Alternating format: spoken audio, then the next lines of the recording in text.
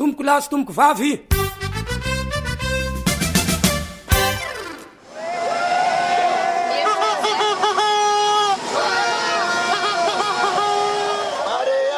Tena kely teo am'le faharoa tena nitantara mihitsy satria efa dernier minitra le izy dia somary nipetraka kely dia nandinika dia mivavaka ho antsika ny ekipany Madagasikara fa nivoaka nandresy antsika Barea mandresy hatramin'ny farany.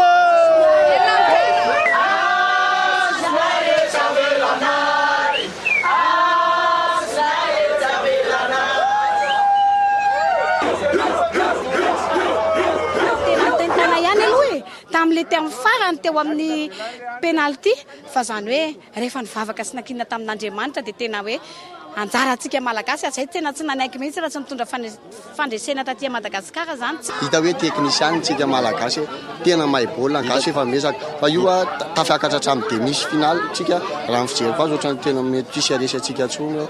Hita taratra zany ny fomba filalaovan'ny malagasy fa tena mivoatra tokoa tsika ary dia efa tafakatra kara zany so tsika fa tsy maintsy mody eo mamasina zany io kokoa.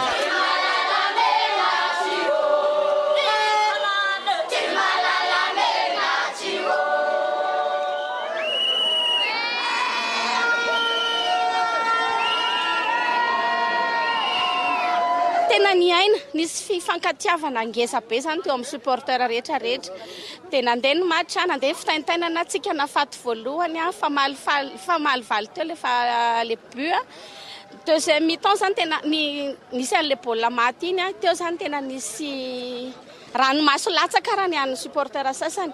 Nandeha ny prolongation nanafika foana zareo mafy be ny nahita an'izay le nanafika foana ary zareo nijoro amin'izay zany dia nihirany hoe mitsangana ry tanora tamin'ny feo tena mafy dia tena tonga tokoa fa niakatra ny aim-panahin'ny joueur maty daholo ny baolina rehetra nandritra ny tir au but dia afa-po izahay. Saotra tomboko lahy, saotra tomboko vavy.